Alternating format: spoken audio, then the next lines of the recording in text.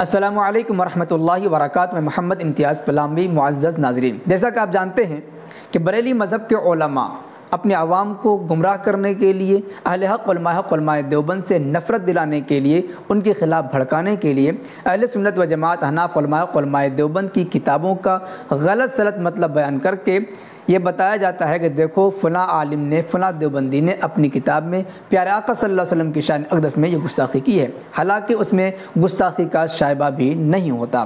اس طریقے سے اہل حق علماء دیوبند سے عوام کو نفرت دلائی جاتی ہے۔ اسی طریقے سے حکیم الامت مولانا اشرف علی تھانوی رحمۃ اللہ علیہ کی کتاب حفظ الایمان ہے، اس کے خلاف بھی اس قدر وہ زہر پھیلاتے ہیں کہ الامان الحفیظ۔ آپ نے دیکھا کہ بریلی مذہب سے تعلق رکھنے والے ایک یوٹیوبر ہیں قادر ایجنسی، اس نے مولانا اشرف علی تھانوی رحمۃ اللہ علیہ کی کتاب حفظ الایمان پر کس طریقے سے بکواسات کیے تھے، ہم نے اس کے جواب کے طور پر ایک ویڈیو بنایا تھا۔ بریلی مذہب سے تعلق رکھنے والے علماء حکیم الامت مولانا اشرف علی تھانوی رحمۃ اللہ علیہ کی کتاب حفظ الایمان کے متعلق یہ الزام لگاتے ہیں کہ نعوذ باللہ من ذالک، حکیم الامت مولانا اشرف علی تھانوی رحمۃ اللہ علیہ نے حضور پاک کی شان میں گستاخی کرتے ہوئے حضور کے علم کو جانوروں کے علم کے برابر بتایا ہے، حضور کے علم کو پاگلوں، جانوروں اور عام انسانوں کے برابر بتایا ہے۔ اسی طریقے سے حضور پاک علیہ الصلوۃ والسلام کے علم کو جانوروں کے علم سے تشبیہ دی گئی ہے۔ اور گمراہ کرنے کے لیے حفظ الایمان کے صفحہ نمبر 15 کی یہ عبارت پڑھی جاتی ہے، پھر یہ کہ آپ کی ذات مقدس پر علم غیب کا حکم کیا جانا اگر بقول زید صحیح ہو تو دریافت طلب امر ہے کہ اس غیب سے مراد بعض غیب ہے یا کل غیب، اگر بعض علوم غیبیہ مراد ہیں تو اس میں حضور صلی اللہ علیہ وسلم ہی کی کیا تخصیص ہے۔ ایسا علم، لفظ ایسا علم غیب تو زید و امر بلکہ ہر صبی و مجنون بلکہ جمیع حیوانات و بہائم کے لیے بھی حاصل ہے۔ بریلوی یہیں تک عبارت پڑھتے ہیں اور بتاتے ہیں کہ دیکھو اس میں لکھا ہوا ہے کہ ایسا علم غیب تو زید و امر بلکہ ہر صبی و مجنون بلکہ جمیع حیوانات و بہائم کے لیے بھی حاصل ہے۔ اس میں صاف طور پر لکھا ہے کہ حضور کو جتنا علم غیب ہے اتنا علم غیب تو زید کو، بکر کو، پاگل کو، بچے کو بھی حاصل ہے، اس لیے اس میں حضور کی کوئی تخصیص نہیں ہے۔ اس طریقے سے حضور پاک صلی اللہ علیہ وسلم کی شان اقدس میں گستاخی ہوئی۔ بہت سارے یوٹیوبروں نے ایسی بکواسات کی ہیں۔ قادری ایجنسی کے مولوی اسرار قادری نے بھی میرے ایک ویڈیو کو لے کر اس پر تبصرہ کرتے ہوئے کہا کہ ہاں اشرف علی تھانوی نے یقیناً گستاخی کی ہے اور حضور پاک علیہ الصلوۃ والسلام کے علم کو جانوروں، پاگلوں اور عام انسان کے علم کے برابر بتایا گیا اور ان کے علم سے تشبیہ دی گئی ہے۔ ہم نے جوابی طور پر 3 دن پہلے ایک ویڈیو بنایا تھا، اس میں بتایا تھا کہ نعوذ باللہ من ذالک حکیم الامت مولانا اشرف علی تھانوی رحمۃ اللہ علیہ نے اس عبارت میں حضور کے علم کو کسی بھی انسان، جانور یا پاگل کے علم سے تشبیہ نہیں دی ہے، ان کے برابر نہیں بتایا ہے۔ ہم نے وضاحت کرتے ہوئے کہا تھا کہ دیکھیں اسی میں جو اگلا لائن ہے جسے ہم نے نہیں پڑھا، ہم پڑھ کر سنا رہے ہیں، اسی لائن کی عبارت سے واضح ہو جاتا ہے کہ اس میں حضور پاک علیہ الصلوۃ والسلام کے علم کو جانوروں کے علم سے تشبیہ نہیں دی گئی، ان کے علم کے برابر نہیں بتایا گیا۔ وہ کیا ہے؟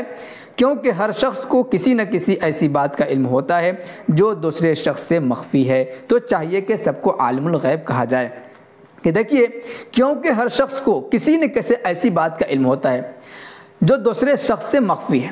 اب اگر حضور پاک کے علم کو زید اور بکر کے علم کے برابر کہا جاتا تو پھر ہر شخص کو کسی نہ کسی ایسی بات کا علم ہوتا ہے، اس کا کیا مطلب؟ جو دوسرے شخص سے مخفی ہے۔ جب زید کا علم حضور کے علم کے برابر ہے یا حضور کا علم بکر کے علم کے برابر ہے تو پھر ایک کا علم دوسرے سے مخفی کا کیا مطلب ہے؟ جب برابر صلابت ہے تو جو علوم حضور کو ہیں وہی علوم زید کو ہونا چاہیے، لیکن ایسا نہیں ہے۔ وضاحت کر دی گئی ہے کیونکہ ہر شخص کو کسی نہ کسی ایسی بات کا علم ہوتا ہے جو دوسرے شخص سے مخفی ہے۔ معلوم ہوا کہ حضور کے علم کو کسی کے علم کے برابر نہیں بتایا گیا، بلکہ صرف یہ بتانا مقصود ہے کہ حضور پاک صلی اللہ علیہ وسلم کو عالم الغیب اگر اس بنا پر کہا جائے کہ حضور کو بعض چیزوں کا علم ہے تو پھر بعض چیزوں کے علم کی وجہ سے حضور کو عالم الغیب کہنے میں حضور کی کوئی تخصیص نہیں ہے، کیونکہ بعض چیزوں کا علم تو عام انسانوں کو بھی، پاگلوں کو بھی، جانوروں کو بھی ہے۔ اس لیے اگر بعض علم کے جان لینے کی وجہ سے حضور کو عالم الغیب کہو گے تو بعض علوم تو ان کو بھی حاصل ہے، ان کو بھی عالم الغیب کہنا چاہیے۔ اور جب تم ان کو عالم الغیب نہیں کہو گے تو حضور کو بھی عطائی علوم ہے، عطائی علوم اور بعض ہے، کل نہیں ہے، اس لیے حضور پاک صلی اللہ علیہ وسلم کو عالم الغیب کہنا درست نہیں ہوگا۔ بالکل واضح عبارت ہے، واضح مطلب ہے۔ اس کے باوجود بریلوی علماء اپنے عوام کو گمراہ کرنے کے لیے ایڑی چوٹی کا زور لگا دیتے ہیں۔ میرے اس ویڈیو کے جواب میں قادری ایجنسی کے مولوی اسرار قادری نے جوابی ویڈیو بنا کر ایسی بحث چھیڑ دی جس سے عوام کو کوئی فائدہ ہونے والا نہیں ہے، لیکن پھر بھی اس نے چھیڑ دی ہے تو ہم چھوڑنے والے کہاں ہیں؟ بولنے سے پہلے اتنا بھی نہیں سوچا کہ ہمارے منہ سے کیا بکواس نکل رہی ہے۔ وہ دارالعلوم دیوبند جس کے علمی فیضان سے پوری دنیا فیضیاب ہو رہی ہے الحمدللہ، اسی دارالعلوم دیوبند اور ان سے متعلقین کے بارے میں یہ کہہ رہے ہو کہ جاہل ہوتے ہیں۔ یہ تو ایسا ہی ہو گیا جیسا کہ ٹمٹماتا ہوا چراغ سورج سے یہ کہہ رہا ہو کہ تم تو بے نور ہو، ساری جہاں کی روشنی ہماری وجہ سے۔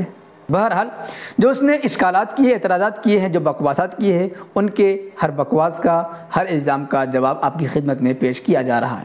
انشاءاللہ ان وضاحتی بیان کو سننے کے بعد اگر آپ بریلوی ہیں تو آپ اس حقیقت کو اقرار کریں گے، بریلوی سے توبہ کرنے کی آپ کو انشاءاللہ توفیق ملے گی، اور اگر آپ اہل حق علماء دیوبند سے تعلق رکھنے والے ہیں تو آپ کی خوشی میں انشاءاللہ اضافہ ہو جائے گا۔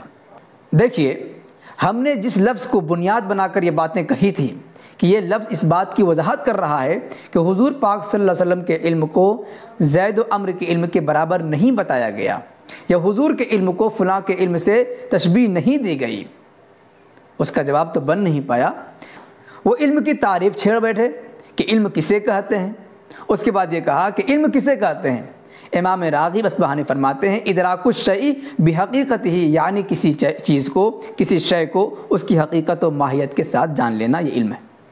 اب اس کے بعد تبصرہ کرتے ہوئے کہتا ہے پہلی گرفت اشرف علی تھانوی پر یہ ہوتی ہے کہ انہوں نے لکھا ایسا علم پاگل بچوں کو ہے تو پاگل اور جانور کو کسی شے کا ادراک کیسے ہوگا؟ یہ جہالت ہی ہے کہ علم کی نسبت جانور اور پاگل کی طرف کر دی گئی ہے، یعنی پاگل اور جانور کی طرف علم کی نسبت کر دی گئی، یہ جہالت ہے۔ چلیے اس جہالت کو واضح کرتے ہیں انہی کے گھر سے۔ دیکھیے، اسرار قادری نے کہا کہ پاگل اور جانوروں کی طرف علم کی نسبت کرنا یہ کیا ہے؟ جہالت کی بات ہے۔ یہ ہمارے پاس ہے بریلی مذہب کے اعلیٰ حضرت کے ملفوظات کا مجموعہ، جسے ملفوظات اعلیٰ حضرت کا نام دیا گیا، حصہ چہارم، صفحہ نمبر 532۔ عنوان ہے ہر چیز حضور صلی اللہ علیہ وسلم کی رسالت جانتی ہے، رسالت جانتی ہے، جاننے کی نسبت ہر چیز کی طرف۔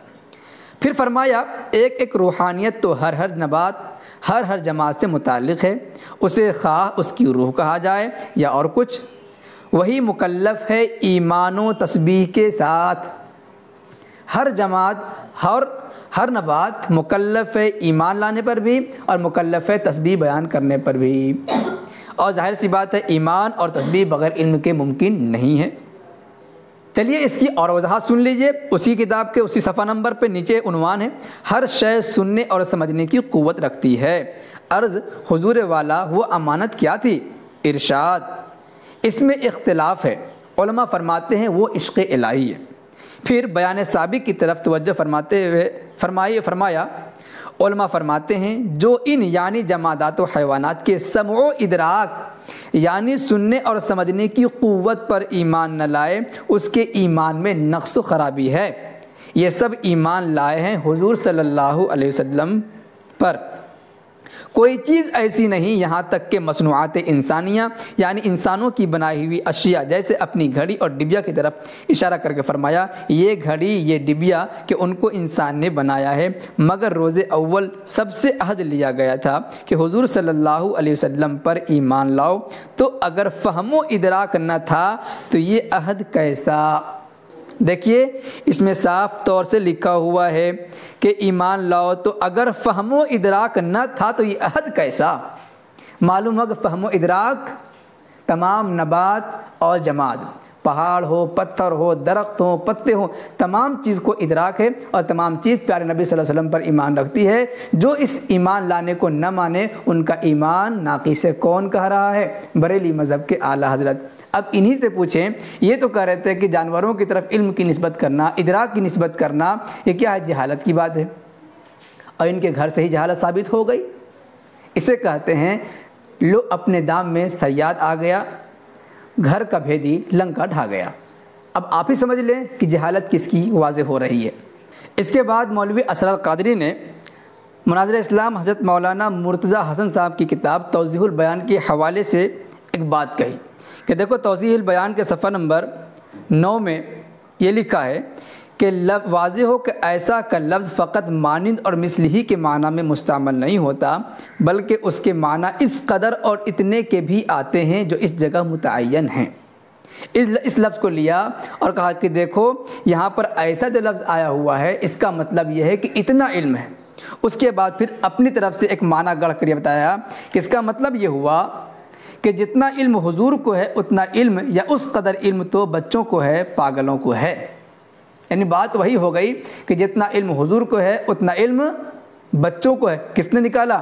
یہ مفہوم اس نے نکالا، جتنا علم حضور کو ہے اتنا علم یا اس قدر علم بچوں کو ہے، پاگلوں کو ہے۔ تو اس میں بھی تشریح ہو گئی، تشبیہ ہو گئی، برابری ہو گئی۔ کس کا حوالہ دیا؟ توضیح البیان کا حوالہ دیا۔ اگر توضیح البیان کی آپ پوری بات پڑھیں تو واضح ہو جائے گی، اس کا دجل جو ہے سب کے سامنے آ جائے گا۔ کیا لکھا ہے؟ جو اس جگہ متعین ہے، نہ معلوم اس قدر صاف اور سیدھے مطلب کو کس غرض سے الٹا کیا جاتا ہے۔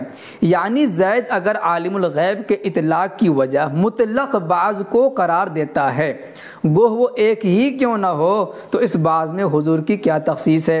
ایسا اور اس قدر علم جو ابھی مذکور ہوا اور جو ایک کو بھی شامل ہے، چاہے وہ لاکھوں اور کروڑوں کے ضمن میں متحقق ہو یا غیر متناہی کی آغوش میں تربیت پائے یا فقط تنہا بذات خود موجود ہو، یہ بات سرور عالم صلی اللہ علیہ وسلم کے ساتھ خاص نہیں بلکہ جملہ افراد انسانی میں متحقق ہے، کیونکہ ہر شخص کو کسی نہ کسی غائب چیز کا علم ہوتا ہی ہے جو دوسروں سے مخفی ہوتی ہے۔ تو چاہیے کہ زید اپنے مقولے کی بنا پر سب کو عالم الغیب کہے، اور یہ باطل ہے کیونکہ اس صورت میں عالم الغیب ہونا صفت کمال نہ رہا اور یہ بالکل خلاف مدعا ہے۔ یہ بات پوری واضح ہو گئی کہ اگر یہاں پر اس ایسا کو اتنا کے معنی میں بھی لے تو اس کا مطلب یہ ہوگا کہ اگر حضور پاک صلی اللہ علیہ وسلم کو بعض باتوں کے جان لینے کی وجہ سے عالم الغیب کہا جائے تو اتنا یعنی بعض، اتنا بعض یہ مطلق ہے جس کی وجہ سے عالم الغیب کہنا درست ہو جائے۔ اور ابھی یہ بات پہلے ثابت ہو چکی ہے کہ ہر جماعت ہو، نبات ہو، گھاس پھوس درخت جتنے بھی ہیں تمام کو کچھ نہ کچھ باتوں کا علم ہوتا ہے۔ اب اس میں وضاحت کے ساتھ لکھا ہے کہ اتنا کا مطلب یہ ہے کہ چاہے وہ ایک چیز کا علم ہو یا 1,00,000 کا چیز ہو، علم ہو، وہ بعض کے اندر داخل ہے، تو پھر ہر ایک کو عالم الغیب کہنا چاہیے۔ ایسا یہ لوگ مانتے نہیں ہیں۔ تو یہاں پر اگر اتنا کا معنی بھی لیا جائے تو اس کا یہ مفہوم نہیں نکلتا کہ جتنا علم حضور کو ہے اتنا علم زید و عمرو کو ہے، جتنا علم حضور کو ہے اتنا علم پاگلوں کو ہے یا جانوروں کو ہے۔ نعوذ باللہ، یہ مراد ہو ہی نہیں سکتا۔ اس کے بعد الشہاب الثاقب کا حوالہ دینے کے بعد یہ بتانے کی کوشش کی ہے کہ دیکھو اگر لفظ ایسا کو اتنا کے معنی میں لے لیں گے تو اس سے کفر ثابت ہو جاتا ہے، اور اسے ہم نے نہیں بلکہ دیوبندیوں نے ثابت کیا ہے۔ الشہاب الثاقب شیخ الاسلام مولانا حسین احمد مدنی رحمۃ اللہ علیہ کی کتاب ہے، اس کا حوالہ دیتے ہوئے کیا کہا ہے کہ الشہاب الثاقب میں لکھا ہے حضرت مولانا یعنی اشرف علی تھانوی نے عبارت میں ایسا فرما رہے ہیں، لفظ اتنا تو نہیں فرما رہے ہیں۔ اگر لفظ اتنا ہوتا تو اس وقت البتہ یہ احتمال ہوتا کہ معاذ اللہ حضور صلی اللہ علیہ وسلم کے علم کو اور چیزوں کے علم کے برابر کر دیا۔ یعنی کہ اگر مولانا مرتضی حسن صاحب نے ایسا کو اتنا کا معنی لیا تو اس پر تبصرہ یہ ہو رہا ہے کہ اتنا کا معنی لینے کی صورت میں بھی کفر ہو جائے گا۔ کس نے بتایا؟ الشہاب الثاقب میں مولانا حسین احمد مدنی نے کہا ہے۔ حالانکہ کتنا بڑا جھوٹ اور دھوکہ دیا گیا آپ دیکھیں، اس میں صاف ہے البتہ یہ احتمال ہوتا ہے۔ احتمال الگ چیز ہے، یقین الگ چیز ہے۔ کہہ اگر لفظ اتنا ہوتا تو ایک احتمال ہو سکتا تھا کہ حضور کی توہین کی گئی ہے۔ نمبر 1 یہاں اتنا ہے نہیں۔ نمبر 2 اگر کوئی اتنا کا معنی لے لے بھی تو احتمالی چیز ہے، کوئی یقینی چیز نہیں ہے۔ تو ایک احتمالی چیز کو یقینی چیز سے کیسے وزن کیا جا سکتا ہے؟ یقین کے درجے میں کیسے کہا جا سکتا ہے کہ مولانا حسین احمد مدنی نے اتنا کا معنی لینے کی صورت میں کافر کہا ہے؟ یہ بھی جھوٹ اور دھوکہ ہے۔ اس کے بعد حاکم الامت مولانا اشرف علی تھانوی رحمۃ اللہ علیہ پر وار کرتے ہوئے الزام لگاتے ہوئے ایک بات کہی ہے کہ تغییر العنوان میں انہوں نے لکھا ہے کہ دیکھو یہاں پر تشبیہ کے ایسا تشبیہ کے لیے بھی نہیں ہے اور اتنا کا معنی کے لیے بھی نہیں ہے، بلکہ یہاں پر ایسا بیان کے لیے آیا ہوا ہے، مطلق بیان کے لیے آیا ہے۔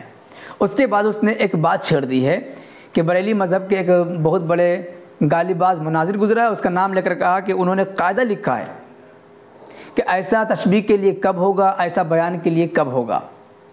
ارے بھائی تم ہمارے خلاف بیان دے رہے ہو اور ہمارے خلاف دلیل پیش کرنے کے لیے اپنے عالم کی لکھی ہوئی بات پیش کرو گے؟ جو تم نے قاعدہ بیان کیا تشبیہ کے لیے، جو تمہارے مناظر نے بتایا ہے، وہ قاعدہ کس کتاب میں لکھا ہوا ہے؟ پہلے وہ حوالہ پیش کرو، پھر ہم بتائیں گے کہ یہاں پر لفظ ایسا تشبیہ کے لیے نہیں ہے اور لفظ ایسا ہر جگہ تشبیہ کے لیے نہیں آتا ہے۔ دو بات، لفظ ایسا ہر جگہ تشبیہ کے لیے نہیں آتا ہے، نمبر دو لفظ ایسا یہاں پر تشبیہ کے لیے نہیں ہے۔ یہی مصنف کی مراد بھی ہے، جیسا کہ اسی کتاب میں جس کا تم نے حوالہ دیا ہے وہیں پر لکھا ہوا ہے کہ ایسا علم میں ایسا کو تشبیہ کے لیے سمجھ گئے اور علم سے مراد علم نبوی سمجھ گئے، حالانکہ یہ منشا نہیں۔ ایسا بقرین مقام مطلق بیان کے لیے بھی آتا ہے، جیسا بلغائے اہل لسان اپنے محاورات فصیحہ میں بولتے ہیں کہ اللہ تعالیٰ ایسا قادر ہے۔ ظاہر ہے یہاں کوئی تشبیہ دینا مقصود نہیں۔ اسی طرح علم سے مراد علم نبوی نہیں بلکہ مطلق بعض علوم غیبیہ مراد ہیں۔ جس کتاب کو تم نے حوالہ دیا اسی کتاب میں دکھا دیا کہ یہاں پر ایسا تشبیہ کے لیے نہیں ہے۔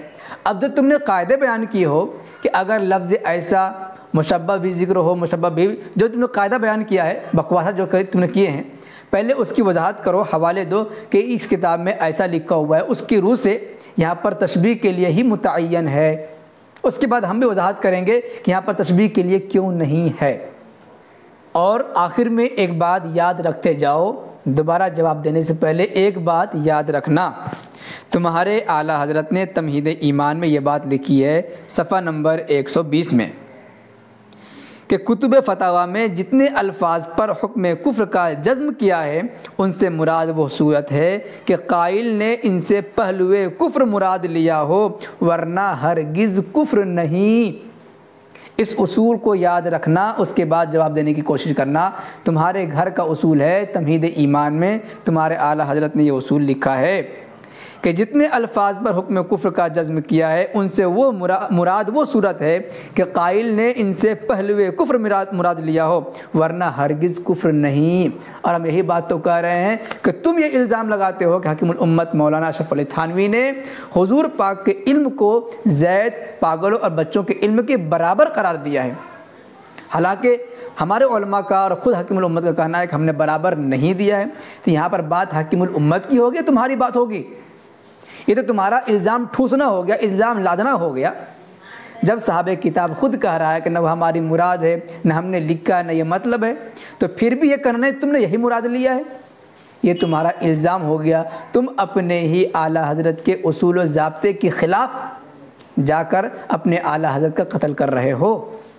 اس لیے آئندہ حکم کفر لگانے سے پہلے سوچ لینا، اس کے بعد کوئی ویڈیو بنانا۔